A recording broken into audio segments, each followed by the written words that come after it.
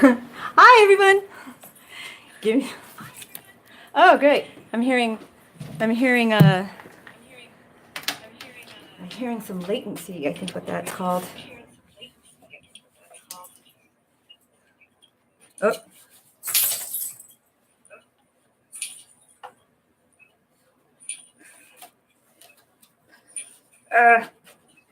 Every week. Okay.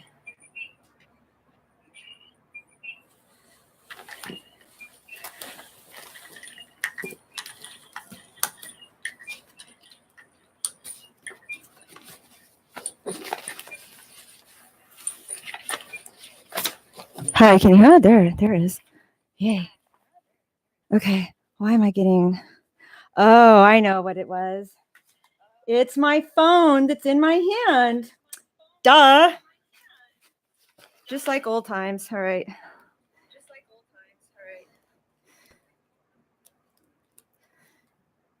Okay, there we go. Hi, everyone. Sorry I'm late. As usual, it's been a day. It wouldn't be Raw Talk if there wasn't some sort of thing happening just before the show starts. And those of you who follow me on social media are probably aware of what that might be. And it looks like, give me 1 second, fixing the light. Okay.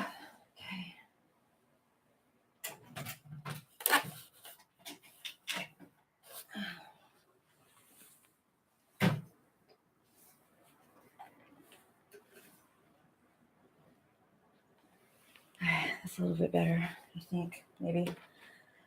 Okay.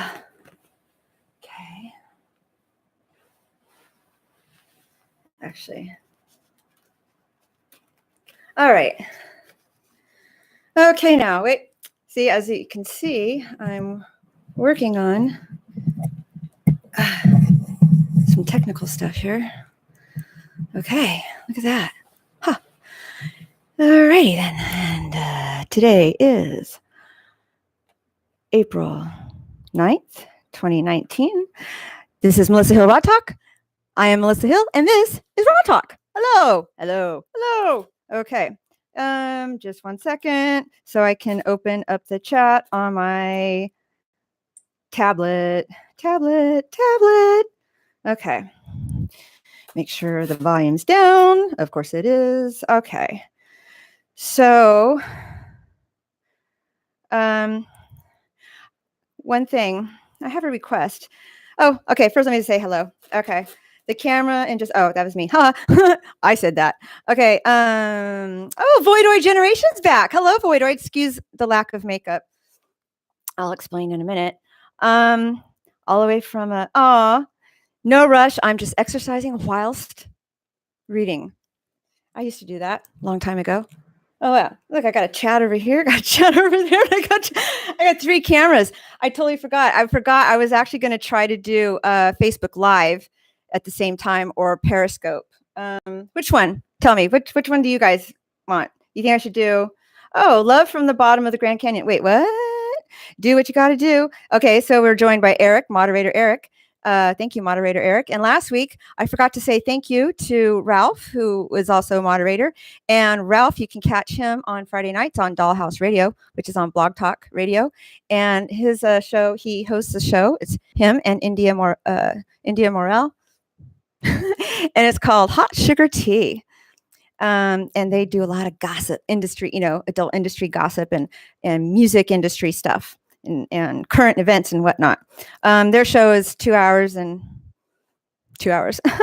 So we got, hello, Joe Mata, Podcast by Mata. He also has a YouTube channel. So those of you who, want to show support to your fellow chatters here in the chat. Wow, I already dropped down one. You follow Podcast by Mata. He does an interview show. I'm not really sure, Joe, you could actually, if there's a schedule, I'm not really sure what the schedule is of your broadcast. And then we have Brew. Okay, so I wanted to make a request. Now, I love you guys dearly. I do, and I love the fact that you guys look after me. However, one thing on Tuesdays, my focus is all about the show. And if I get some sort of like news or something, information that's in regards to me, can you just wait until after the show on Tuesday to let me know? Because it kind of it derails me, and and then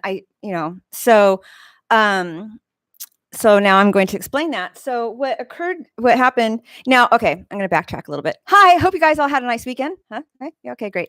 I want to address issues that I had with last week's show. Because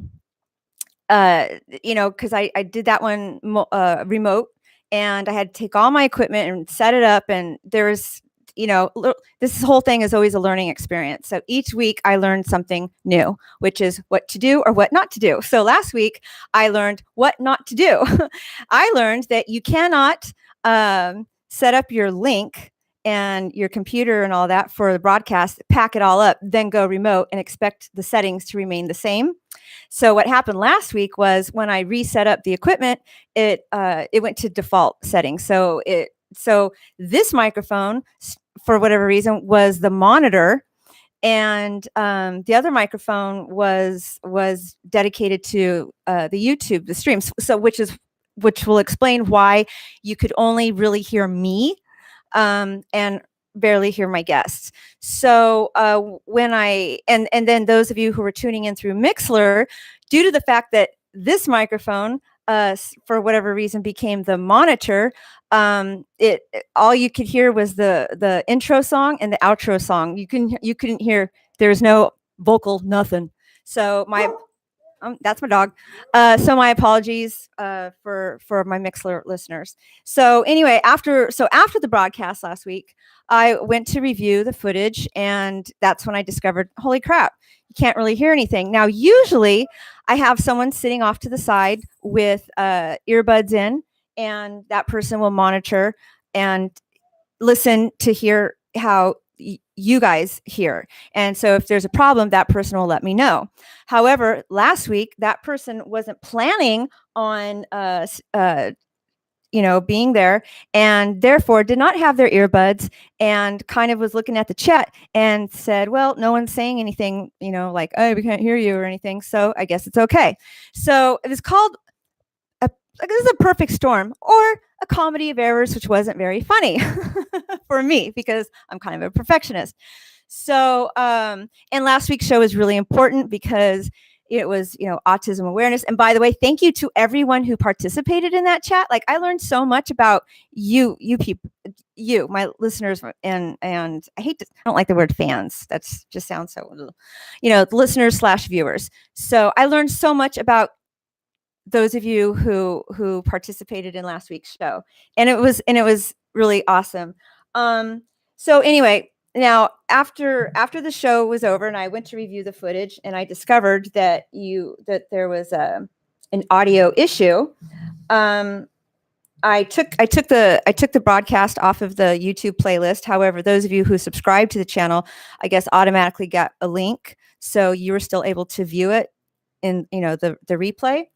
And but anyway, so I took it off the playlist because I was going to take the sound file. I was going to take the sound file and lay it over the video, right? And then that's when I discovered, oh shit, there's no vocals in the sound file. So throw that out. So then a friend of mine contacted someone who does film editing, and that person offered to put the video footage through Pro Tools, and they were going to bump up the sound. Now, when he got the footage, he was just like, oh, if I bump up the sound, you're going to be screaming, so we're just going to leave it as it is. But what he ended up doing was he took the bumper music from the sound file and laid it over the video footage, so that at least I have an intro and an outro for the video footage. And right now I'm trying to aha, here we go. So I got this new little, oh wait, how do I, let's see, I'm trying to set it up so I'm not slouching. Okay, how's that? You know, so I can at least sit, okay, but you can't see my mouth. Okay, I'm gonna tilt this down. So I want to give a shout out to Samantha 38G. She has a YouTube channel, a very successful one, or you know, she's she's probably one of the original adult industry live streamers. Anyway, she also does she'll do little tutorials, mostly for the girls in the industry, like telling them how to watermark and editing tips and whatnot. So I've kind of peeked in on her videos a little bit, and I'm like, oh, okay, I learned so much. However, I hadn't had an opportunity to apply any of that yet. Okay, so let's see, where was I? Okay. Okay, what's up? 3 cameras, you have your own command center going. Pretty much. Yeah, pretty much. And I have okay, now did you guys just see that? Okay, so whatever reason my screen just flickered. I'm figuring out there's some sort of interference happening. I noticed it all day today. So it's like whenever I get a notification on my phone, for some reason, it makes my screen flicker. Like they're not even connected. I don't know why it's doing that. Random. Okay, so 3 cameras. Hello, Brew. Okay, random as of right now. Okay, that's your schedule. So Joe says his podcast schedule is random. Okay, not really new news about you, but you are gorgeous. Thank you. White noise. You hear white noise? Oh, okay. I have a fan blowing over there. Luis must be the Illuminati. You know, it's funny you say that because that's kind of what today's show is about. The ghost of Steve Jobs. Okay, so are you guys white? Are you saying that there's white noise in regards to when I asked about the screen flickering, or are you telling me that you hear white noise right now? Other than the plane that's flying over. Somebody, anybody? Okay, you don't hear white noise. Okay. Now I've noticed that my audio of the show is fine. Okay, great. Thank you. Yay. Now I'm going to bend over because all the papers that I was carrying are on the floor now. Okay. So give me a second. I'm going to be out of camera. La la la. Da da da da da da da da da da da. Up, drop, drop, drop, drop, drop, drop, drop, drop. Okay. All right then. Whoa, that's weird. Oh, hey, hi. How's it going? You know, I was thinking. Do any of you know about ADR? The ADR shows, like where people just whisper and make noise and like crinkle paper and stuff. I was thinking, since I have these magnificent microphones, that maybe I would try and do that. What do you guys think? ASMR. All right. What do you think? Okay. I knew someone in there would know what I was talking about. ASMR. What does ASMR stand for? Audio sound, like ASMR. I remember seeing some ASMR stuff. I don't know, gosh, at least 5 years ago, if not more, on Twitter, and I was just going, "What the hell is this? Why are these people whispering and tapping their fingers? What? I don't get it." You know, I thought it was some sort of cosplay thing or something. So, all right, now the camera's jiggling because I'm putting because I'm lifting up my feet. And the cart that the computer is on is kind of flimsy. All right. No clue, not my thing, LOL, but so many people are into it. I know, because I'm thinking maybe I could make some money doing that, because I'm sure not making any money doing it this way. Okay. So what happened? All right. Okay. Voidoid generation. I feel old because I have no idea what anything is anymore, and I'm not old at all. Huh? You're old but not old? It's like saying you guys look the same but different. They're like the same but different. There's a lot of dogs barking. Oh, don't want to drop. Okay, I'm realizing what I'm going to need. I need to invest in a little table because I feel like right now I'm kind of in a cockpit. So I don't even know why this is here. What was I going to do with this one? Oh, right. That's right. I was going to periscope over here. Too late. So I'll use this one for internet browsing, let's say. Okay, so I'm going to move this over here. So yeah, all right. So back to about the show from last week. So I received the edited file, but it's in a Dropbox that it was sent to a Dropbox that does not have the correct email address on it. So I can't actually retrieve it just yet. So I'm thinking what I'm going to do, because I don't want to lose the numbers for the or the chat. So and this is, like I said, all new to me. I might upload the new one without the chat for people who haven't heard it, and then for you guys I'll just go ahead and leave the original one for you. And one more thing, like and subscribe. I know I hate saying that, but I feel I've reached a plateau, and my goal is to one day catch up to the same amount of subscribers that Hey Internet Eric here has, because he's like in the 600 area, I think. Something just completely unimaginable for me. Okay, Voidoid says my comment was about AS. Okay, all right.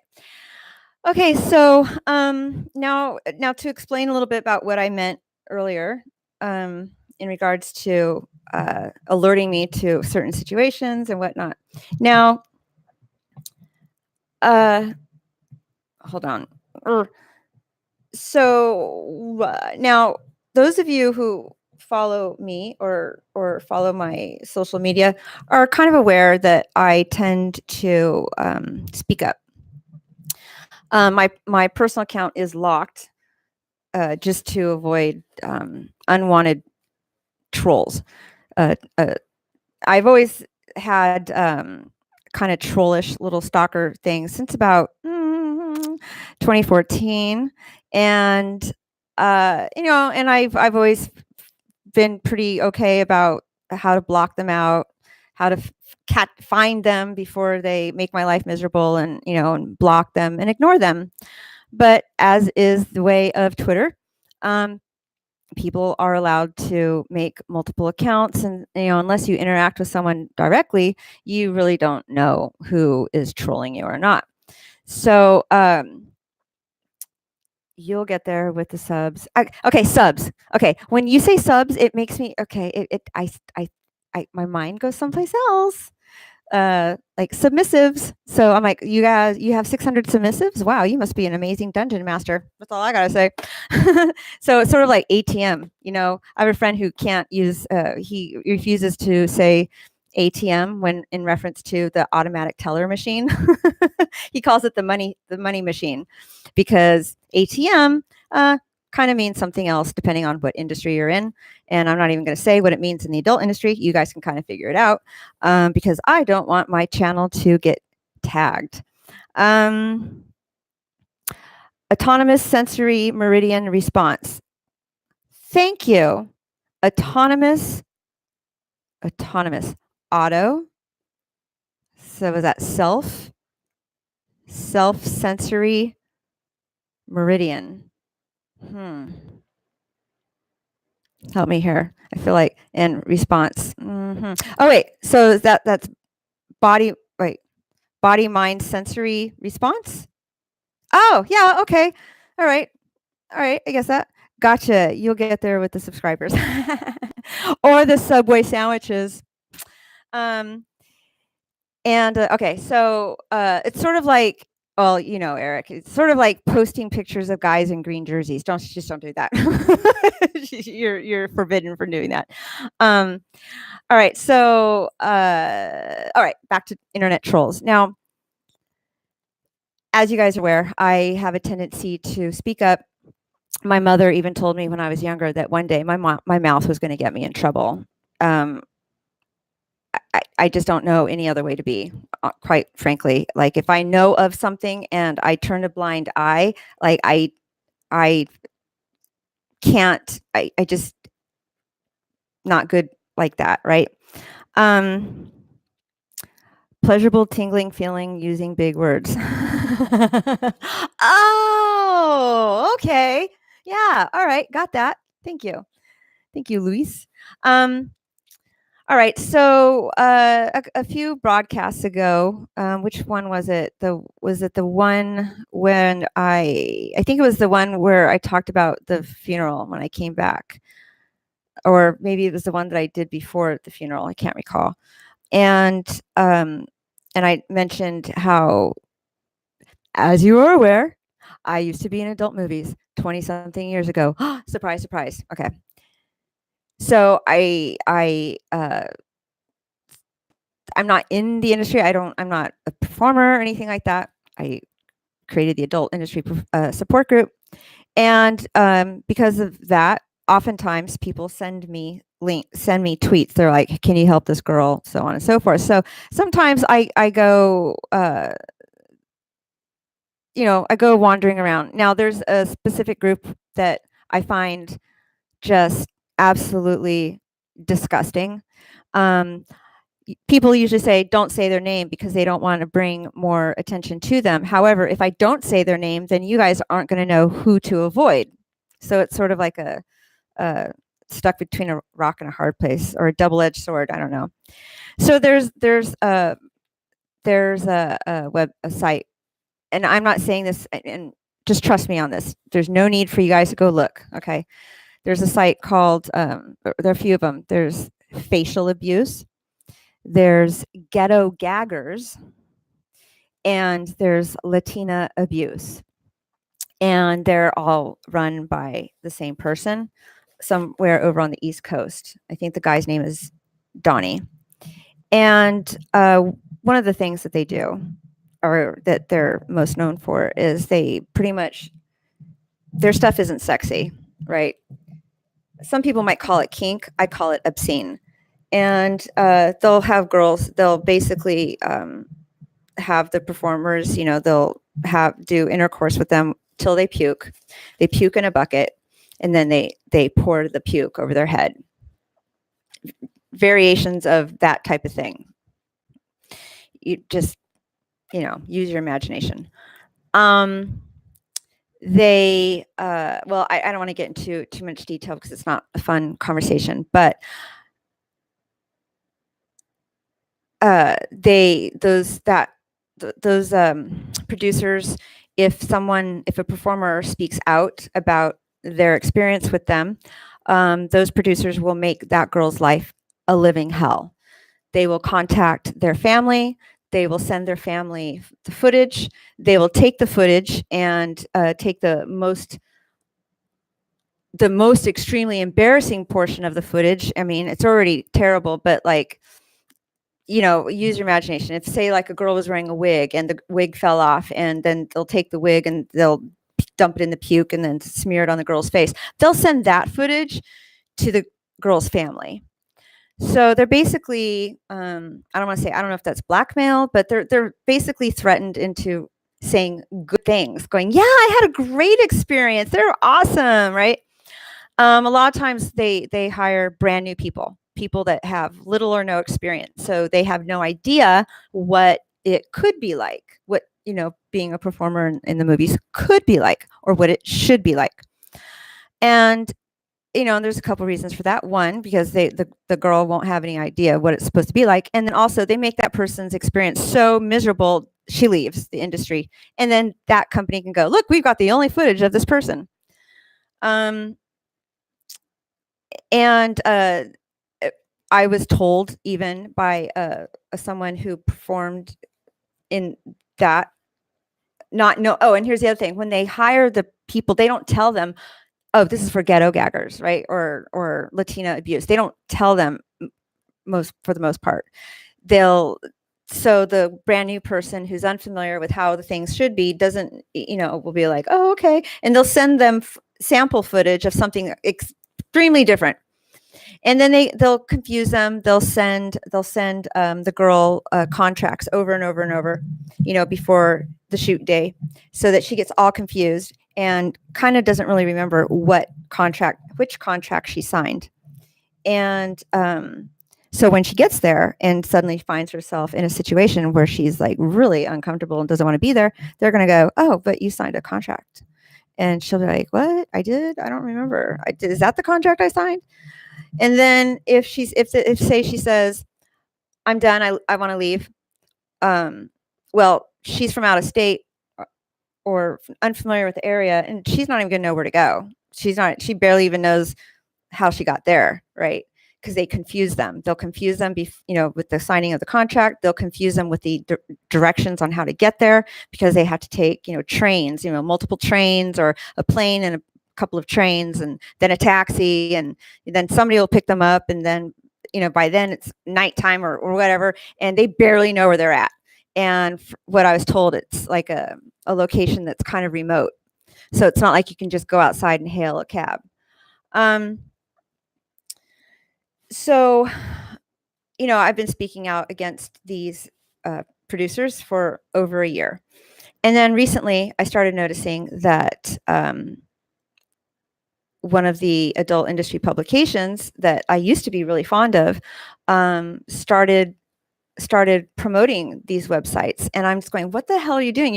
You're giving them credibility. So a lot of performers, Mercedes Carrera included, started speaking out against them and boycotting this certain award show because they were promoting the abuse sites.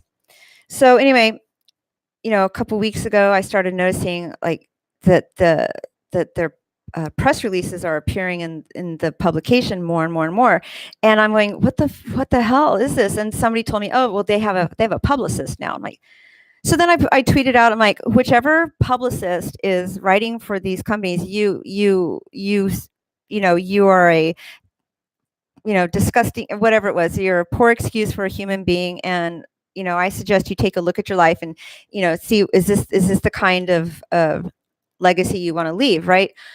Figuring that it was some publicist who was kind of like not really aware of what they're doing and blah, blah, blah. Well, come to find out, just simply because when a couple weeks ago, when I posted on my Raw Talk account that I was not going to talk about that certain publication anymore due to the fact that they were promoting the abuse sites, I received a couple of responses, and I didn't see them right away because I don't know why I didn't see them right away. They were kind of buried and hidden. But when I did eventually see them, I recognized immediately the person. I recognized the writing and the insult that was in that tweet. And I knew that it could only come from one person. So that person's name was Ari Bass. Now, you might be more familiar with his name. He goes by Michael Whiteacre. And Michael Whiteacre did a documentary or something on the devil and Shelley Lubin or something like that, for years, pretty much obsessed with Shelley Lubin. Even when she died, this person went to the neighborhood where she lived and shot footage of this is the trailer park where she died, bullshit like that, just really just tasteless stuff, right? So just to give you an example of who this guy is. And I've known him. I knew him. I used to be friends with him in 2013, 2012, 2013 when I met him. Super nice person. And then gradually I started noticing, his true colors started coming out. In particular, he had written a smear piece on a fan of someone and basically tried to ruin that person's career and then put my name in it without telling me. And I got upset and I told him to take my name out of the article and I said, do your journalistic duty, remove my name. And I wouldn't give up until he removed my name. And then, so he did. And then that was that. It was like, don't ever contact me again, on both sides. And then that's when I started receiving threats. And that's when I started, I don't know, you might have seen this. I get called Methlissa. I'm going to put this microphone down. Okay, there. I get called Methlissa. And that nickname was coined by Ari Bass, aka Michael Whiteacre. So anytime the phrase or the term Methlissa is written, it's pretty sure it's coming from him or his friend Sean Tompkins. Sean Tompkins writes for TRPWL. Writes. So anyway, so when I discovered, quite by accident, that Ari Bass was the publicist for Gatto Gaggers and facial abuse, I started, letting people know. And then yesterday, I found something else out about him.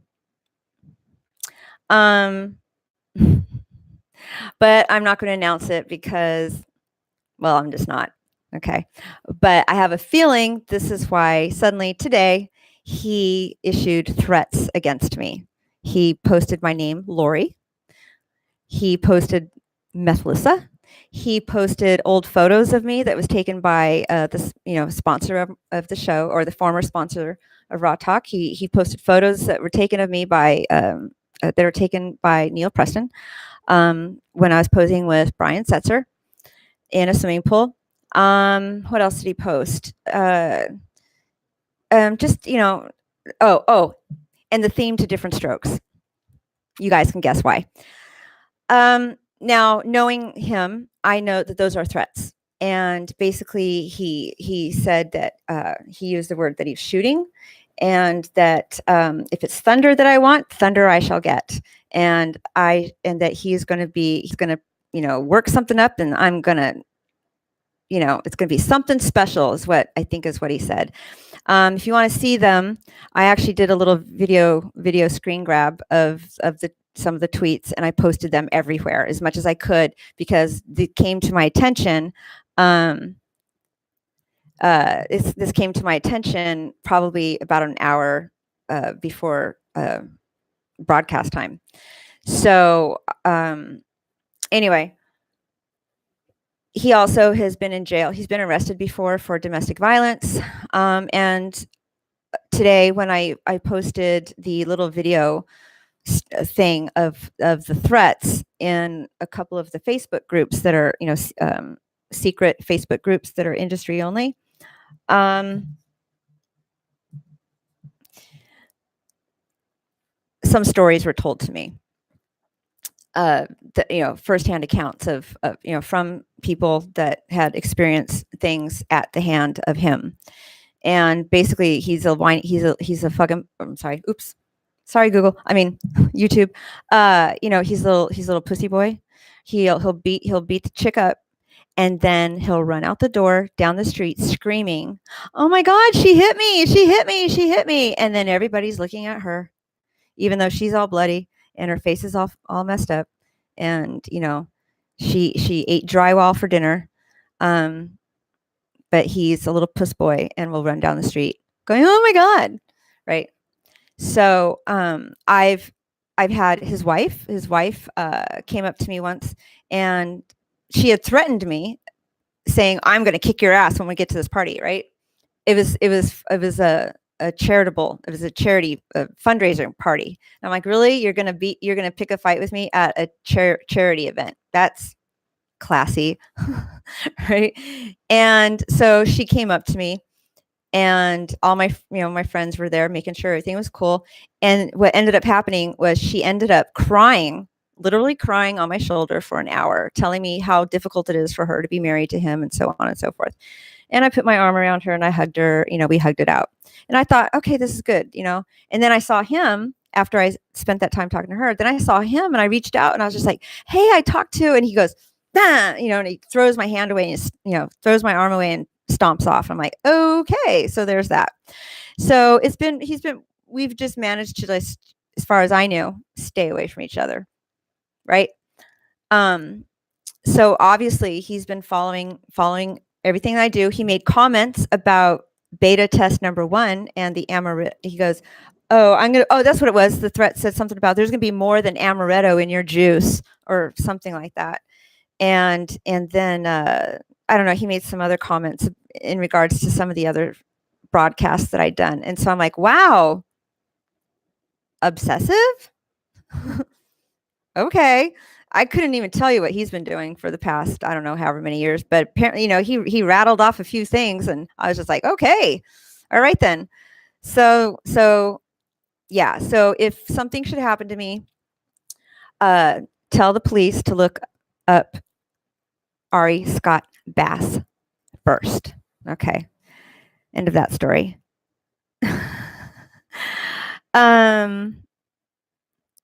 Okay. Wait, my teeth are way too nice for that to be believable, huh? What? Hello. Okay, Jim Bond. Hello. That just shows you are a better person for not saying it. Okay, I tried catching up on all the past couple of weeks. I noticed you and okay, that person, SLS, she's friends with the woman that I've spoken about previously, the woman who interfered in my court case. So my first introduction to SLS was being told that she's basically, the mean girl tag team with Miss AE. All right. And she doesn't like the fact that somebody took the time to do a story, an investigative story covering the situation with Mercedes Carrera and her husband. Basically, I see the word gaslighting. Yes, they are gaslighters. Like they literally like it's a skill that I'm amazed when I watch it. You'll be talking to them and you're like, no, that's not what I said. I said this. And then they'll pick one word out of that whole sentence and then create a whole new meaning or intention behind whatever it was that you said. And they're like, and she'll be like, oh, so you're saying that it's okay to have crystal meth and guns in front of your children? I'm like, what? No, I never said that. Where did I say that? I mean, it's like, oh, okay. And those two, SLS and AE, love to just and Ruby love to tell people that I have 20 troll accounts. Like they just that's another thing that I actually wanted to talk about tonight. That's one of the topics. I want to talk about the lack of accountability. There's no accountability. People are just free to say whatever the F they please, right? And I mean, don't they have a what do you call it, a conscience? Is it conscience or conscience? Yeah, don't they have a conscience?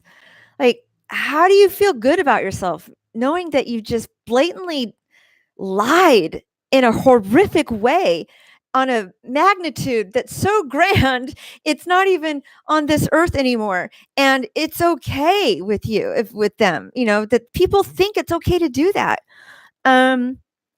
Okay, so okay, so he's basically gaslighting you. Yes, gaslighting you. Yeah, you know what? And last January 2018 is when I really understood what the term gaslighting meant, because people used to throw that around. I'm like, I have no clue what that means. And I kind of sort of got an idea, and then I was doing something on YouTube. Like I very rarely do anything at that time on YouTube. So I must have been looking at something, and then gaslighting came up. Wait, what is gaslighting? So I watched the video and I was like, oh my gosh, yes. Because not only was I experiencing it from people in the industry, my sisters and my mother, well, especially my sister, especially my youngest sister, huge gaslight, and it was happening at the same time. And once I realized when I really understood what the meaning meant, for the most part, I was good. I was like, all right, okay, that's what they're doing. So it's important because I realized because they would say stuff to me and I was like, my dad he didn't kick what you know, they say stuff to make you feel bad, to make you second guess yourself, to doubt yourself, right? And to doubt reality, to doubt to second guess what you thought was true. But the trick to it is if you constantly remind yourself exact what the truth is, like, no, this is what happened. No, this is what happened. And then this happened and then that happened. It makes it a lot more difficult for an individual to be gaslit, at least in my experience. Okay, so inflammatory talk says pepper spray and the police works well with threats. Sure, theoretically. However, being that I was just in court with a former child actor who got away with attempted manslaughter and smearing my name, I honestly I don't really trust in the law enforcement system right now. Not here anyway. Okay, the domestic terrorist threats, right? Okay. Whether she is guilty or not, presumption of innocence still applies. Exactly. But these people put out, they're like, she's guilty. It's a fact. And they say it as if, oh, really? So you were standing there, right? You know, and I mean, I'm not even going to repeat some of the stuff that they say, but I know why they're doing it. The reason they're doing it because they're trying to get people who believe in the presumption of innocence until proven guilty to doubt themselves, you know, especially when they state things in a way that makes it sound like fact. Then people might not stop to think, oh, they're lying. They might go, oh, I must have missed something. Oh, they sound like they know what they're talking about, so I must have missed something, right? You know, to change the narrative. So, okay, still applies. What's so hard to understand about how the law works? Okay. Armstrong and her were scrapping on Twitter about, yeah, she scrapes with him all the time. Scrappy do. Yeah, I know. I saw that conversation. Inflammatory talk. Someone threatens me with violence. I call the cops right away. Yeah, but I had a show to put on. and here's the thing. I don't know where he's at. So here in LA, the cops don't do anything until something happens. Trust me on this. They don't. They're not peace officers. They're not going to come and take a report based on I think this person whom I don't know where they are currently, you know, they threatened me through social media. They're like, yeah, lady, okay. And they'll walk away. Trust me on this. Gaslighting is taken. Okay. Lack of moral compass, right? Someone, okay, great film. As someone with mental illness, yes, people try making me doubt. Right. We all have, not look, everybody's got something, okay? Everybody. Okay. She is where'd it go? She is a world-renowned community college plant expert. She's got some really nice cacti. Okay, so I see this is a conversation happening with you guys now. All right. Right. Okay, that's true. People in power and narcissists have a lot of enablers. Right. They're called flying monkeys. In the world of narcissistic personality abuse or narcissistic personality disorder, or I'm sorry, narcissistic abuse, the people that do the dirty work for the narcissist / abuser, those people are called flying monkeys. Sort of like, you know, from Wizard of Oz, right? You had the Wicked Witch, and she would send out her monkeys. It's not a racial thing, right? Every time I use that term, I'm always like, great people. They're going to go, you used a derogatory term. No, they're called flying monkeys. That's what they're called. Just like from the Wizard of Oz, when the Wicked Witch would send out her little flying monkeys to do her dirty deeds. That's what, and then they stand there and go, I'm innocent. I didn't do anything. I'm just a victim. Right? Okay. Okay. Hi. Oh, hey, Ralph. Sorry you're late. That's okay. I was actually, before the show started, I was telling everyone else in the chat to go tune into your show on Friday nights, the show that India hosts with you. Oh, you just got back from Exotica, Chicago. Oh, wow. Less strict gun laws might be the answer. Okay, I just think it's strange that nobody wanted to hear her version of events. Exactly. Exactly, right? When her first statement came out and she said that the father of her child was a fundamental Christian, I heard people say, "What does religion have to do with it?" And it's like, no, no, no, no, no. She's not blaming religion. She's describing a type of person who, because of that type of religion. So if you look up fundamental Christian, you'll get a better understanding for what's happening here. And also because it's a custody, she had a custody hearing coming up, right? Now, not to get too morbid or anything, but just last night, I think I tweeted it out. There was a story about a woman on, I think it was Sunday or Monday. She in Hawthorne, California. She was doing the custody exchange with her child at a police station. And the father pulled out a shotgun and shot her in the head and killed her right there on the steps of the police station. Okay. So when people want to doubt a story when it comes to custody, there's that, right? And then you got the guy, the guy from Colorado, right? His wife is pregnant, got 2 young, beautiful daughters, and she found out that he was, he had a side chick going on, and I think, said, we're going to divorce you. You're never going to see your daughters again. He killed her and the daughters. Shit happens when it comes to custody stuff, right? So for anyone to doubt her story is like suspect. They got an ulterior motive. Don't know what it is, but anyone that is so intent on putting out a constant, nonstop flow of false narrative, false accusations, lies stated in the way as if it was factual, those people are hiding something, or they're trying to get rid of somebody, right? They want them out of the way. Now, that same group of people did it to me when I was an officer with the guild. They did it to me. And so people ask, I have people ask me, why am I this, the fight isn't mine. No, the fight isn't mine, but I've had the same fight with the same people. And I know what it feels like. I know their tactics, right?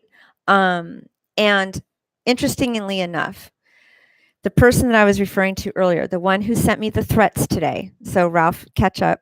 If you haven't seen them, you go to any of my social media posts, and I posted a little video stream of the threats I received from Ari Bass, aka Michael Whiteacre. That person, the reason I came across him was because he was lingering around the Mercedes Carrera conversations with certain people that have spent numerous hours gaslighting me or trying to gaslight me, right? The same person who was, going head to head with them before they were arrested. So I do find an interest in this. I find it peculiar that why is this guy so interested in this story, right? Well, turns out they used to be friends. Interesting, right? Yeah. They used to be friends. The same guy who threatened me, he used to be my friend. And I get threats today telling me, kind of alluding to the fact that I might disappear. Really quick, I'm going to jump back a year. Last year, before the AVN Expo, Miss Evans told me that if I went to AVN, I was going to need to take a security team with me or a bodyguard. And I was like, what? I'll just not go. Like, I don't roll like that. And at that time, I was talking about Derek Hay. And one of the people that was coming to Derek's defense was TRPWL, the friend of Mr. Bass. Mr. Bass used to write for TRPWL. Now, why is a guy who doesn't produce, he doesn't direct, he doesn't perform, like he doesn't, as far as I know, he doesn't earn income from the footage that is produced, clips, whatever you want to call them, scenes, movies, whatever.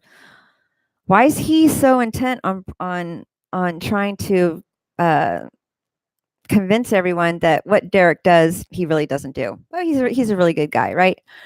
And so I was receiving threats at that time.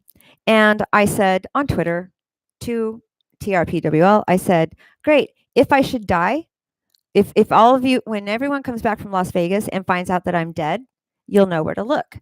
And he said, if you were to end up dead, Derek wouldn't be the person to look.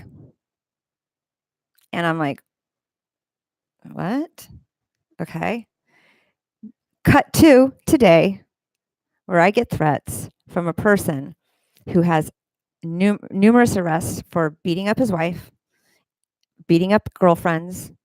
I received firsthand accounts today from women that used to date him because I posted those things, and I went on Twitter and I said, if I die or if I disappear, look here, look at this guy, look there first. So I know he threatens women to keep them silent. But see, I'm not worried about being blacklisted because I don't perform. What I do worry about is dying at the hands of him. So that's why I'm talking about it right now. Like, I probably shouldn't, but at the same time, if something happens to me, look there. And like I said, that same person was also friends with, or was at one time friends with Mercedes Carrera and her husband. So there are people in common. The women gaslighters, the little troll guy who likes to beat up women. I know that there's other people in common too between myself and her husband. That's all I'm going to say on that. Anyway, so going to the chat.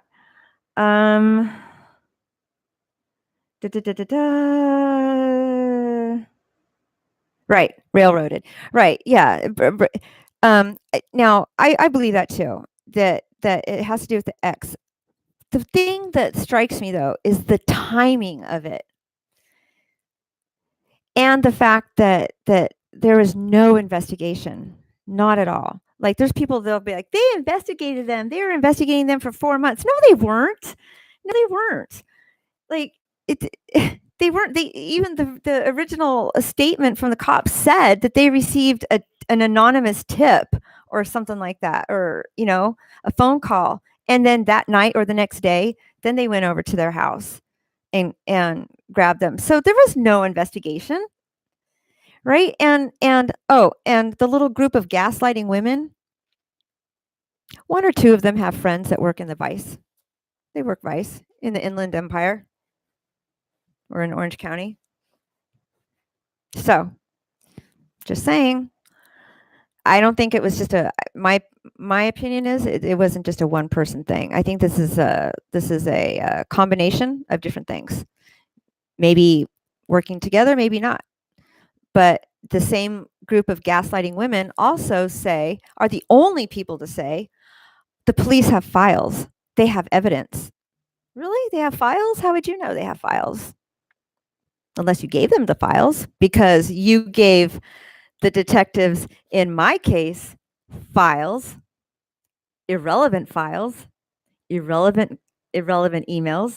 irrelevant text messages, and bragged about it.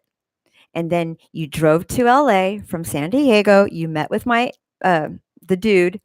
You took pictures, you posed, you promoted the fact that you actually did that, and you plastered the photos on your Instagram, on your Twitter, on your Facebook, and so did he, simultaneously at the same time. Come on now, I'm not stupid. So that's a form of narcissistic abuse right there. That's an example of that. They get you where they know it hurts, right? So let's see. I mean, really, okay. Could you? Yeah, I would. However, I would like to locate. I have nowhere to go. I don't have any income. I don't make money from the show. So like I've been putting all my effort in doing this show and hoping that I'll be starting to make income, like I could start monetizing it. But I need 1,000 subscribers before I can even do that, right? So and part of, again, so I'm going to jump a little bit, and some of you in this conversation could help me out if you choose to or not. Some part of narcissistic abuse is, or for the victim slash survivor is, I think it's called CPTSD. I keep forgetting what the C stands for. But it's basically, it's a type of PTSD that one develops when you have repeating situations, events of feeling helpless, of feeling trapped, of like in my situation, I was locked in a house. What he did with me was he daily, constant, daily, numerous times a day, he would put the thought into my head that if anyone were to see me out with him, I was going to be attacked. He would say that, oh, they're going to come for you, they're going to attack you. So he got me to believe that the 16 cameras, mind you, he lives in a tiny little house, tiny little shack. He had 16 cameras. He made me believe that the 16 cameras were for my safety because people were coming to look for him, and I was only safe when I'm locked in the house. Once I step outside the house and outside the gate, which I couldn't do until the sun came up, I was on my own. But when the sun was down, he closes the gate, locks the door from inside the house. He has locks from inside, keeps the keys in his pocket or on him or in his nightstand. And it's a whole bunch of keys. So it's not like, it's not like he goes, okay, here's this key. Now, if you ever get locked in and you need to get out of the house, use this key to unlock this door. No, that didn't happen. And not only that, the way that the doorknobs were attached to, like let's say this is the wood, right? So here's the door frame, right? Here's the doorknob. So the doorknob would be attached like to where it's like embedded into the door jamb. So you have to reach your hand in like this and kind of take two fingers and kind of turn the handle like that. And I would just be like, open the door, So yeah, that was an issue that was covered in court a lot. His attorney would be like, oh, so you're telling me that, because his back door was his front door and his front door was the back door, if that makes sense. They used the back door as the front door, and the front door, the house was built with a certain front door. That the technical front door was used as their back door because their yard was completely fenced in. So anyway, so she posted photos, and she's like, could you describe that for me, please? What is that? And I'm like, I have no idea. Oh, really? And because it was just a close-up of the doorknob. And I'm like, could you be a little bit more specific? Like, right. And then she says, is that not the handle to the front door? And I'm like, oh yeah, but that's not the door that we use to get outside. And, oh, so you're saying that if you open this door, you couldn't get outside? Well, yeah, I could get outside if I wanted to stand in the yard and look up at the sky and not go anywhere. Sure, I could go outside. But if I wanted to leave the property, I'd have to go out the other door, the door that locks from inside with the doorknob embedded into the door jamb, right? So whatever. Hideous. Okay, la la la. Melissa. Okay, yeah. Back to that. Yeah, I would like to relocate. If somebody wants to start a GoFundMe so I can raise money to move, please do. Be my guest. I fully support that. She does cam shows like every other day, so not exactly incriminating to have right, it's not exactly incriminating. Exactly, right? For this stoicism is her best defense against narcissistic abuse, right? Oh, for you. Yeah. PTSD, complex PTSD. Thank you. Or is that what it is? Yeah. Well, I'm going to assume that you looked it up. Yeah, but I think it's a different. Like I said, it's a different type of PTSD. So basically, what happens is like one day I could be fine, la la la, and all of a sudden I'll be like, I can't go outside. And I'll tell you guys a story. So one day, now I go to therapy. I've been going to therapy for 5 years. I love it. Because now when I have an issue, I'd be like, oh, I'll just save it for the therapist, right? Now, coincidentally, where I go to therapy happens to be in the same neighborhood as What's His Face. Now, I've been going there for 5 years. The fact that What's His Face happened to live in that neighborhood, that was completely secondary, right? However, now when I drive to therapy, I'm like, there's a certain street, the street that he lives on, granted, it's like a mile, he lives way down here, but I have to drive past the name of his street, and every time I see it, I go, right? So anyway, so I go to my therapist, I end the appointment, and then when the appointment is over, I go across the street to AutoZone and Food for Less.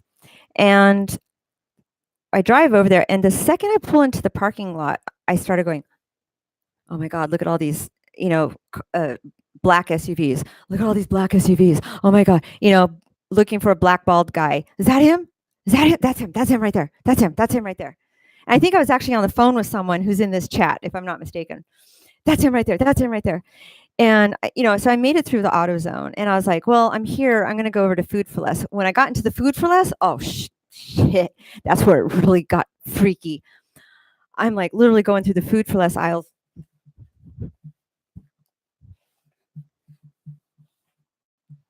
No joke. And I'm like, is that him? They're coming after me. And the mirrors that they have up on the ceiling, I'm looking at the mirrors going, is there a black guy behind me with bald hair, wearing a baseball cap, carrying a backpack? Is that him? Is that him? And I was running through the store, and then I'm on the phone with my friend, and I think it started raining, which is why I went to AutoZone to buy a windshield wiper. And I was going to put the windshield wiper on my car in the parking lot, and I was like, screw this shit, I'm out of here. This person said, just leave. I think you need to go home. And I was like, okay, yeah, you're right. And that scared me. That was the first time I was like, wow, this really did affect me, because I thought I was good. Mm-mm. And then it happened again, like a couple weeks later, same neighborhood. This time I had to stop and get gas. And I kid you not, there's a guy, catty corner, diagonal across, across the street, standing on the other corner, wearing a blazer, jeans, black guy, bald, baseball cap, wearing a backpack, pacing back and forth. And I'm pumping my gas going, don't even look over here, sucker. You gonna talk to me? Is that him? I think that's him, and I'm just like, I'm out of here. So I realized I can't get out of my car in that neighborhood. So I think that's complex PTSD, or a form of, or, one of the type of thing that happens.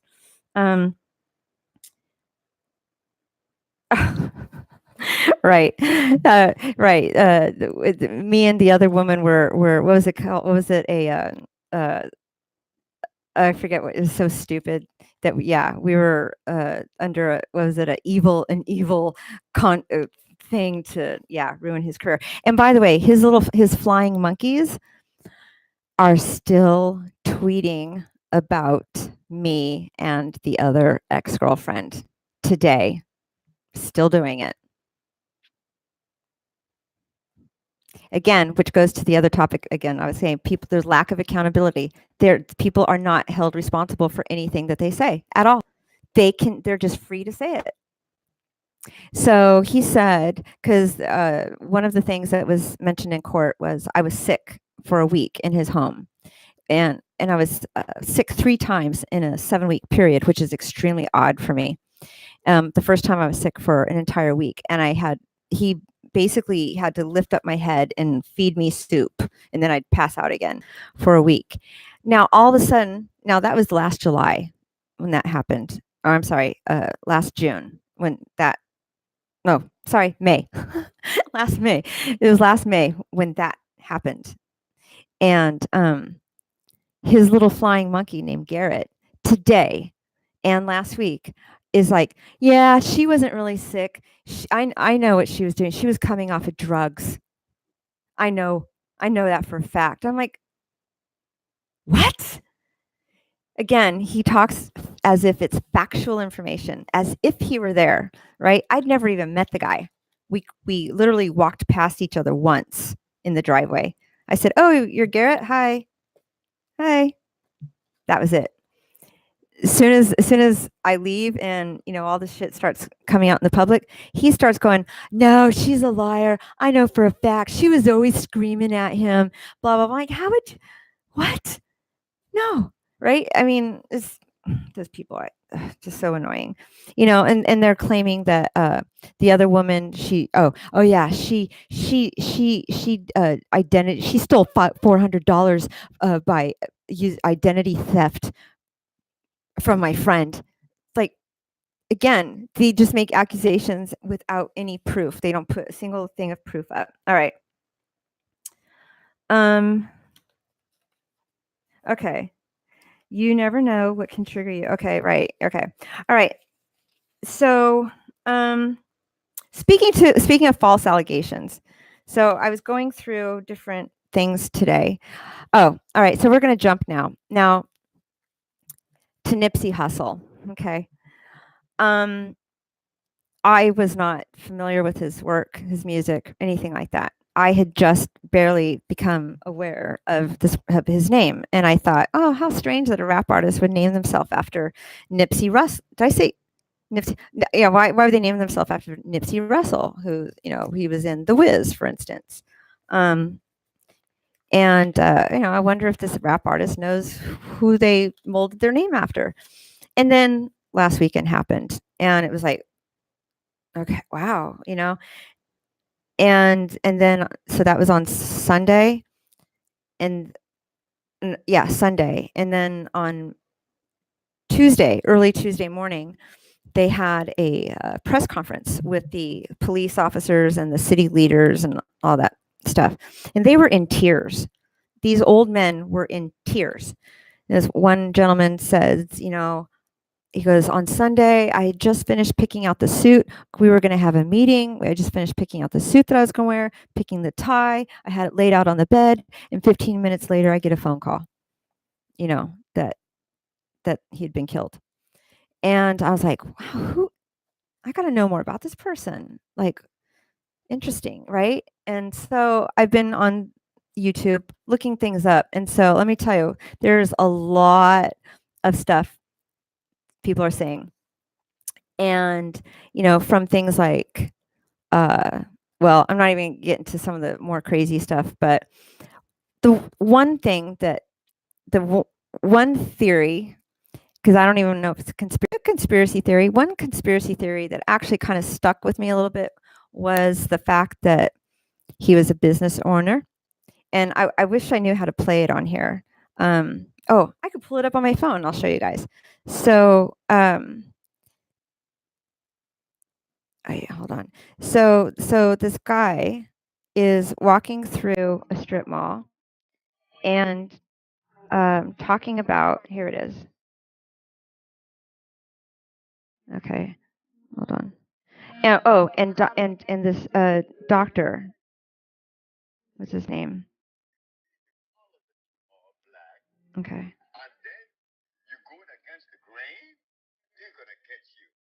Right. Okay. So they're talking about the fact, and Left Eye was even.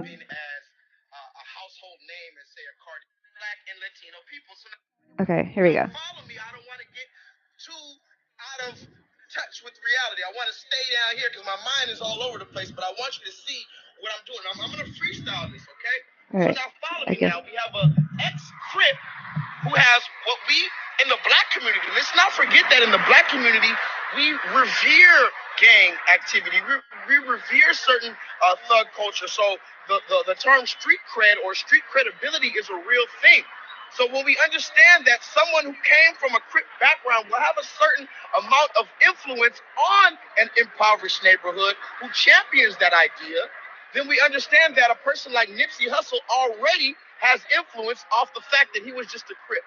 So the fact that Nipsey Hussle was a Crip, and then he was a rapper, Grammy-nominated rapper, because I hear a lot of people say, well, what does it matter if it's just a normal, just underground, non-mainstream rapper just gets shot? No, this was a Grammy-nominated rapper who Jay-Z himself bought hundreds of copies of this man's album. So Jay-Z himself understood and appreciated this man's lyricism and supported this man. So this man wasn't underground by any means. Just because he may not have been as a household name as, say, a Cardi B or something like that. We have to remember all the things that's going on with this system, okay? And I try not to get too out of touch. Again, I'm trying to touch these points so you can all see how it comes together. Now, again, I own that place, I own that place, and I own this place. I am a former gang member and So basically, he's saying that Nipsey Hussle, he's pretending like, okay, so if I was him and I own this place, I own this place, and I own this place. So that's what he's talking about right here. Rapper. So in my community, I now have respect on multiple levels, right? So now I'm a rapper, I'm a gang member, and I'm a business owner in my community that I grew up from. Okay? So now I have a certain responsibility, and I have something that they're looking at. Okay? So now when I say they, who is they? Twitter. Oops. They. I want to, that's a really important question. Who is they? Who is the Illuminati when they say they? I want to put a name to the face right now. I want to say the United States government. That's who I want to say. Okay, we're going to stop right there. There's a program. Okay. So I'm watching this, right? And I'm following along with what he's saying. And I'm like, okay, all right, I hear you. I'll give this a chance. Hold on a second. I'm about to fall apart over here. Crash. Okay. So he brings up so what this guy was about to say was hold on. Here we go. COINTELPRO. COINTELPRO. Look it up. He told me to look it up. I looked it up. I found it. So it's COINTELPRO. And it's derived from counterintelligence program. And it was from 1956 to 1971. It was a series of covert and at times illegal projects conducted by the United States FBI, aimed at surveilling, infiltrating, discrediting, right? Gaslighting, discrediting, Are you following along with my little weird talk today? Discrediting and disrupting domestic political organizations. FBI records show that COINTELPRO resources targeted groups and individuals that the FBI deemed subversive, including the Communist Party in the United States, the anti-Vietnam War organizers, activists of the Civil Rights Movement, the Black Power movement, and for example, they say Martin Luther King Jr., the Nation of Islam, the Black Panther Party, environmentalists. Right? That's weird, right? We were talking about environmental stuff like a couple 3 weeks ago. Environmentalists and animal rights organizations and feminist organizations. The American Indian movement, the Puerto Rican independence movement groups, like the Young Lords, and a variety of organizations that were part of a broader New Left. The program also targeted the Ku Klux Klan. The FBI also financed, and armed, and controlled an extreme right-wing group of former members of the Minutemen anti-communist paramilitary organization, transforming it into a group called the Secret Army Organization. Crazy, right? That targeted groups, activists, and leaders involved in the anti-war movement, using both intimidation and violent acts, sort of like Ari Scott Bass. The FBI, I'm just, making a comparison here. The FBI has used covert operations against domestic political groups since its inception. However, covert operations under the official COINTELPRO label took place between 1956 and 1971. COINTELPRO tactics are still used to this day and have been alleged to include discrediting targets through psychological warfare, smearing individuals and groups using forged documents, and by planting false reports in the media, harassment, wrongful imprisonment, and illegal violence, including assassination. The FBI's stated motivation was protecting national security, preventing violence, and maintaining the existing social and political order. So this guy, what he's saying is true about how Nipsey Hussle owned these businesses, and he employed. There was another thing that he didn't get to hear. So he employs his family members, other former gang members, or people when they come out of prison. Whereas most often, when a person comes out of prison, you kind of have a difficult time getting a job, right? They keep you down, and they keep you in the system because you can't get a job, or it's difficult to get a job, and you may be inclined to go back to your life of crime. However, a person like this gentleman, Nipsey Hussle, who had his own businesses and would employ his friends, or I'm sure that it wasn't just anybody, right? But and giving them a leg up, and giving them the ability to care for and provide for their families, for their respective families. If he continues to expand now, a friend of mine said, well, I'm sure there's other people in the community that did that as well. Right, they did, but do they have the same worldwide platform like a rap artist would, like, or any entertainer, a successful entertainer? Do they have that same platform to where not only can they provide locally for their community, but they can also spread that message even further? Getting a little right here, not wacky, getting a little like, whoa, thinky here. I don't think he'd be a big enough target to be a target of any covert operation. You never know. There's another part of it though. He was working on a documentary about this doctor. I'm not going to get into that one because that one's a little. But there's a Dr. Sebi, Sebi, and apparently Left Eye Lopez from TLC. She also was spreading the word of Dr. Sebi, or Sebi. And I don't know if you can hear that. It's really, really windy right here. So there's wind all over the place. So, and look what happened to Left Eye. Weird, unexpected, tragic death, right? Okay. You guys are like, okay, on that note, we're all going to tune out. I'm just saying, like, this is stuff that this isn't, the existence of this thing is real. It's not made up. So, okay, so I'm going to read a little bit further. Beginning in 1969, leaders of the Black Panther Party were targeted by the COINTELPRO and neutralized by being murdered, assassinated, imprisoned, publicly humiliated, or falsely charged with crimes. Oh, here's another video I saw, if I can pull it up. There's another video I saw. It blew my mind. It actually showed the guy, what's his name, Eric Holder, the person that is alleged to have shot him. I saw this, I didn't even know what I was looking at. I was blown away. So it actually shows him on doing an Instagram live broadcast, where he's laughing. He's in the car and he's laughing about what he just did. And yeah, I don't see if I can. Is this it? Yeah. Okay, here we go. This. All right, hold on. All right, watch this.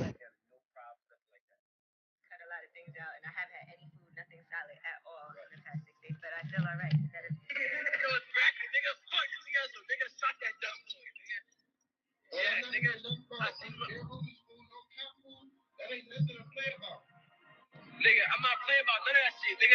I seen him in front of All Money Is store, nigga. Seen him with his daughter, nigga. I shot him, nigga. I was like, hey, where you from? He was like, I'm from 60. I said, all right, nigga, GBO, shot him, nigga. Got loose, nigga. I'm on the E-way right now doing the dash, nigga. I got away from the car seat, nigga. So this is the guy that shot him. Oh, so you telling me and everybody else from this motherfucking ride that you shot Nipsey Hussle? I shot Nipsey Hussle. You asked me to make money. I shot Nipsey Hussle. Come get me, nigga. I shot him. Oh, you did not shoot Nipsey, fool. I did. Any nigga that shot somebody, bro. Any nigga that shot somebody, bro. They're not gonna be, nigga, they're not gonna get on Instagram and tell us that they shot him. Like, Now, to me, that's a little weird. It's sort of like, because they're saying that guy was, put up to it, all this other stuff. But isn't that? I mean, I'm just saying, like, this is just weird. I'm not gonna. I just think it's weird that somebody would do that, and he's like laughing, and I can't really make out exactly what he was saying. And if you guys want to look that up, that's called the channel is called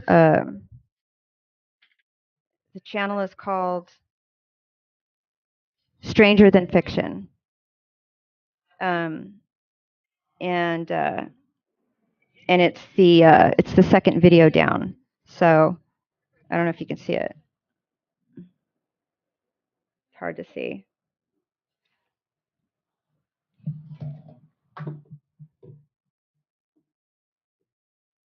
So the second video down on that list is the one that I was just playing. And the video before that was from that I want you to look into. I don't want this guy, J-LEETHAL.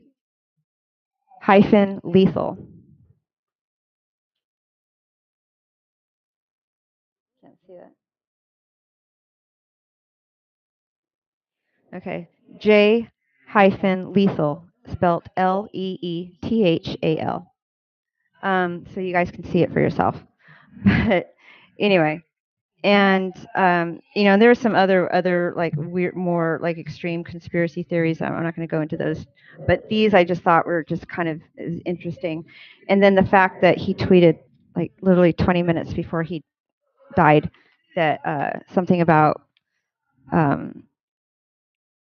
having certain kinds of enemies is powerful or something, like as if he knew it was going to happen. All right, did I lose you guys yet? All right, that sounds irrational to me. Somebody said, read Leonard Peltier's autobiography. It's interesting. I don't think he'd be a big. Oh, I already read that. Okay, what's weirder and now hardly talked about is the Vegas shooter. Right, good point. What happened to that guy? Right. And then somebody, but I don't subscribe to conspiracy theories. Right, no, me either. But I'm just saying, like, this is the stuff, like, when I looked him up, this is the stuff that's coming up. It's like, obviously, I didn't know of him. But those who did, like, they're all, for the most part, a lot of people are subscribing to this. Other people are just like, oh, it's just a random, gang member who got butt hurt because he told him to go away. And then there's another video that shows that there was actually a video camera right outside the door of the store. And they're like, why are they showing from across the street when there was a camera right above the door? I'm like, oh, good question. Other people, I read something else where they're like, oh, he's wearing an earpiece and the FBI was instructing him on what to do. I'm not going there. I'm just saying. I'm more into the fact that there's this COINTELPRO. All right, how long have we been on? Oh, an hour and a half. Oops. Anyway, so okay, so this one. Okay, so this one's about the COINTELPRO, and this is a. I can't even. Ruhr Airtel. It's I can't even. Here, I'll show you.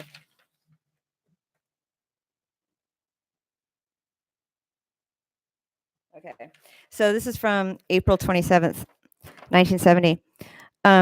So-and-so requests the Bureau authority to forward a letter from a fictitious person to Hollywood, California, gossip columnist, to publicize the pregnancy of this actress, Jean Seberg, who apparently they're making a movie about her and this organization as we speak.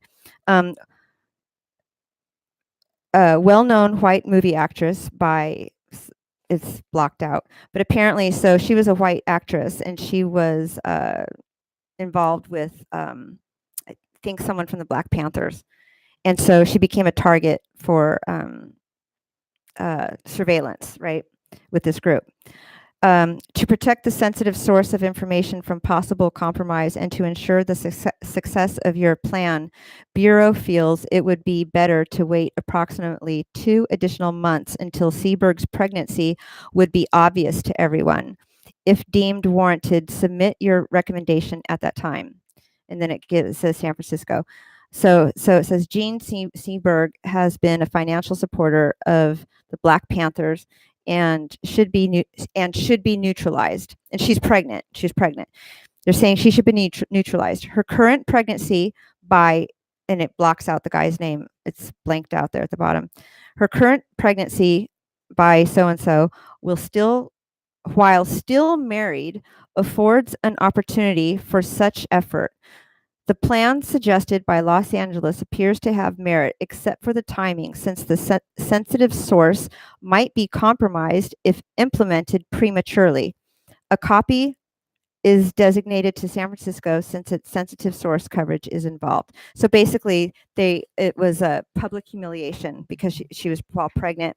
So they were going to publicly humiliate her and smear her reputation and all this other kind of stuff. Okay, so what's this? Oh, yeah. I was going to go into other secret societies, but I'm not. Unless you guys want me to. Oh, yeah. Here's the other thing. Oh, she died in France in the late 1970s. Okay, moving along. Now, Lori Laughlin. Okay. Remember when, the college entrance exam scheme thing, right? So, I mean, we went through the paperwork together. We talked about her, and I was just like, okay, I hate her. Aunt Becky, what's up? Like, I'm like not liking her anymore. So, just in case some of you hadn't heard, so Lori Laughlin and her husband now face money laundering charge in college admission cheating scandal. Apparently, here's another thing. Apparently, she was offered a plea deal, and she turned it down because the plea deal would have involved her being in jail, spending time in prison for like 2 years, and she turned it down. So now, and they told her, they said, accept the plea deal, or you might have to face a stronger, there'll be additional charges and a lengthier sentence. So now, since she turned down the plea deal, now she's looking at possibly 20 years in prison. But then again, if we look at Jussie Smollett, anything can happen these days, I guess. Yeah, Lori Laughlin from Full House to the Big House. She was signing, I know, right? She was signing autographs. How tacky is that? She was signing autographs outside the courthouse on her way to being having additional charges of what was it, money laundering. I mean, and meanwhile, Felicity Huffman, Lori Laughlin and her husband paid $500,000 and even took photos, or made fake pictures to make it appear as if their children participated in rowing, right? It went through, they made an effort. An extra effort to make sure that this happened. Felicity Huffman, she wrote a check for $15,000 and arranged for someone else to take her test. However, but I think the 15,000 is made to a charitable organization. Now, Lori Laughlin, let's see, I'm going to read this. So it says Lori Laughlin and her fashion designer husband Massimo are among 16 parents who have been indicted on additional charge for their alleged involvement in the high-profile college admissions cheating scandal. On Tuesday, the U.S. Attorney's Office in Massachusetts announced that 16 parents allegedly involved in the college scandal, including the actress and her husband, had been charged in a superseding indictment by a federal grand jury in Boston on fraud and money laundering charges.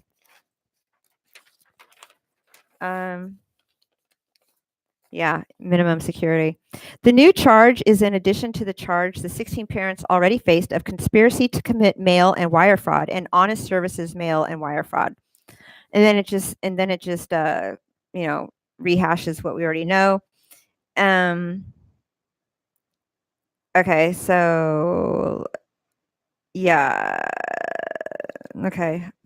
Huffman, and meanwhile, Felicity Huffman, she's inside, admitting her guilt, reading a statement about how terrible she feels, and and I've heard some really nice things about Felicity Huffman. Like she's practically I know people that worked with her, and they're like, she's never done a wrong thing ever in her life, ever, or she's like a saint. But it seems like Lori Laughlin and her husband are like, $500,000. And, and they even went through step by step. So we got to do what now? And then we're going to do, right? And so they knew exactly what they were doing. So I'm not really sure how it's money laundering. They don't really explain that. So if any of you guys know, she mad that her folks cost her the career as an influencer. Bitch, shut up. I'm sorry. Okay, look, you're lucky that you were born into that family. That's how you got your job. Like, as people say, I brought you into this world, I can take you out. There's a little bit of that going on, I feel. They're like, she had the career because of them. They ruined it also. They gave it to her. They took it from her. Except for like the rest of us. Okay, so it says, all right, they're always worried about things going on in Foundation, Singer said.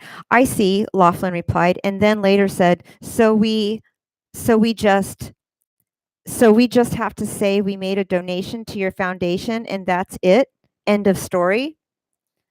So, and then it says, according to the superseding indictment, Laughlin and her husband allegedly conspired to launder the bribes and other payments in furtherance of the fraud by funneling them through Singer's purported charity and his for-profit corporation, as well as by transferring money into the United States. As well as by transferring money into the United States from outside the United States for the purpose of promoting the fraud scheme. All right, then. There we go. Okay. So, I guess that was it.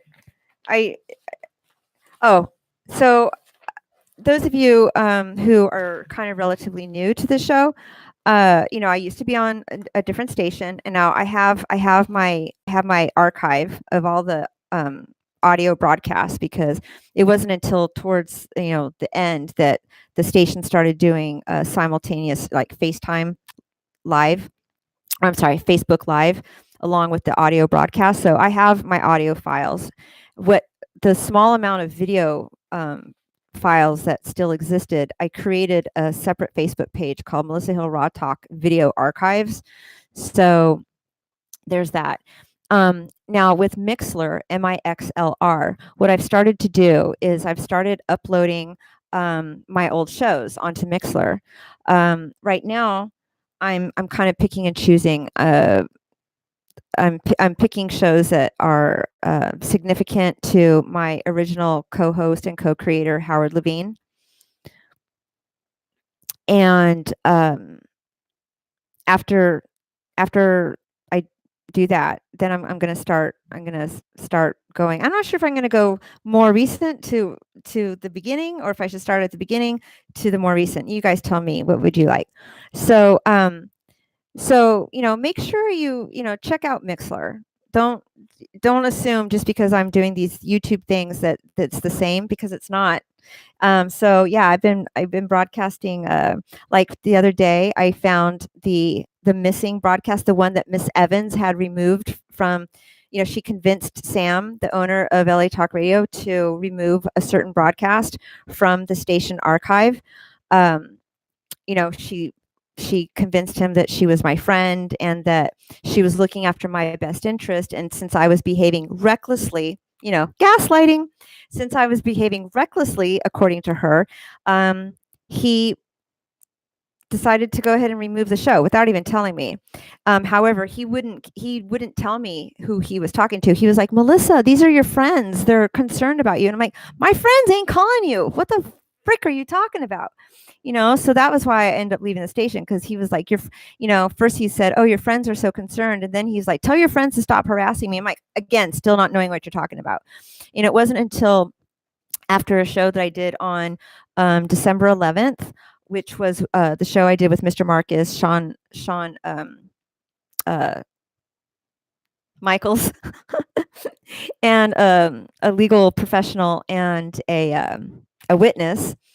It wasn't until after that show, the next day after that show, the legal professional called me up and told me something about how a certain someone, Miss Evans, had tried to sabotage my show and basically tried to ruin that guy's career because he blocked her on Twitter because she was, contacting him saying, you shouldn't be going on to Melissa's show. She's the wrong platform for this, and you need to make sure you have all the facts first and all this other stuff. So it was when he told me. So I guess it would be December 12th. So when he called me on December 12th and told me about this conversation that he had, it was identical to what Sam, the owner of LA Talk Radio, had told me about the conversation he had with the mystery person. So it wasn't until December that I knew for certain that it was Miss Evans who was responsible for causing friction between myself and the station owner and having my shows taken off the air. Anyway, so I found that one and I posted it. So if you go to Mixler, it's I don't know, the link is on my Facebook, and you can find it also on Twitter. So go to the Mixler account and it's in there. So you click on there's a show reel, right? So you go to the show reel and then it'll have a list of shows. And when you click on them, it'll give a description. Not all of them have descriptions because I only just learned that was a feature. So I think there's 2 shows that have a description. Yesterday or this morning, I uploaded a show that was with not Sam Kinison, Bobby Slayton. So it was with comedian Bobby Slayton. And then the one before that is the mysteriously vanishing show from December 25th, 2018. So, join, get on Mixler, please.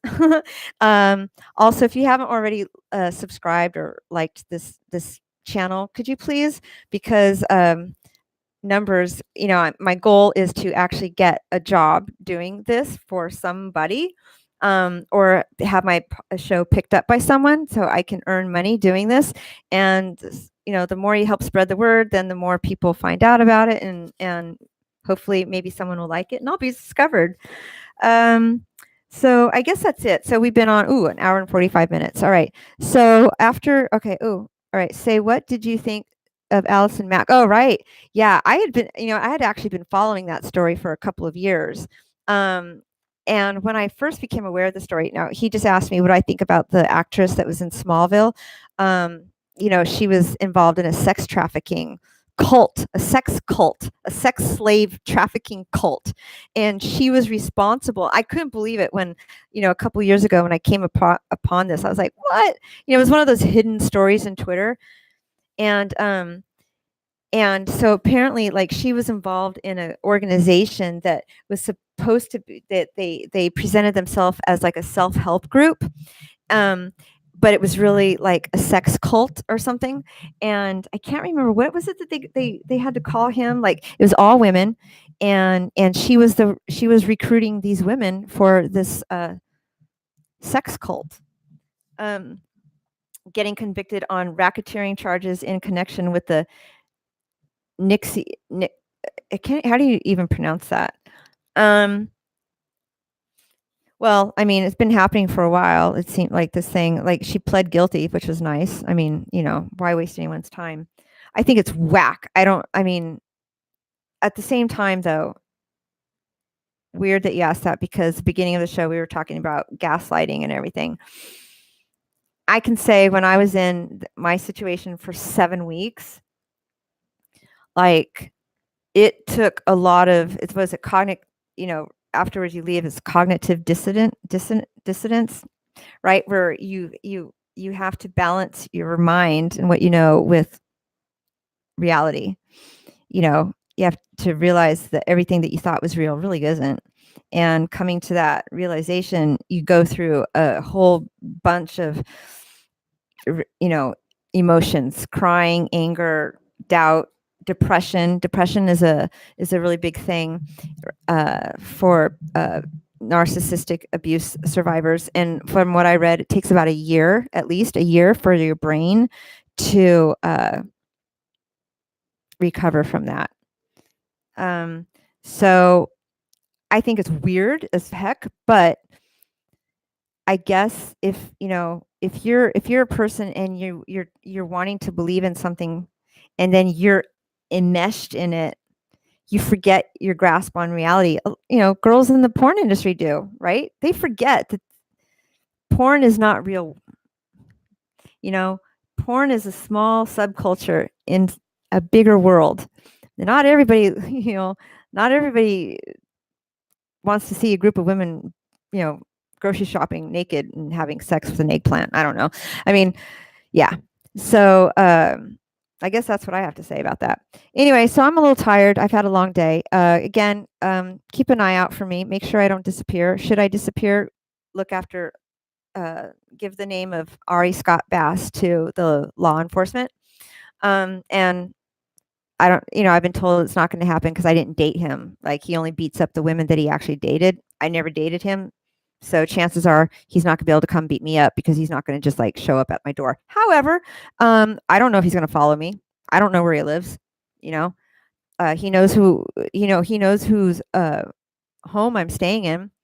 So he finds that person, he can find me. All right. So I guess that's it for now. Let me try something new again. And I want to thank everybody. Oh, so after I end this broadcast, I'm gonna go get the file from last week and upload it for those of you who hadn't seen it. And those of you who don't know what last week's show was about, is Logan's Wave, which is a foundation for autism. For not for autism, but and offer giving access to alternative treatment. Educating them on alternative treatment, and giving access to that alternative treatment for those who might not be able to afford it. Okay, so that's it, I think. All right, I'm going to go ahead and let's see if I can do this tonight without any incident. Let's see how this works. I'm going to try to play the outro.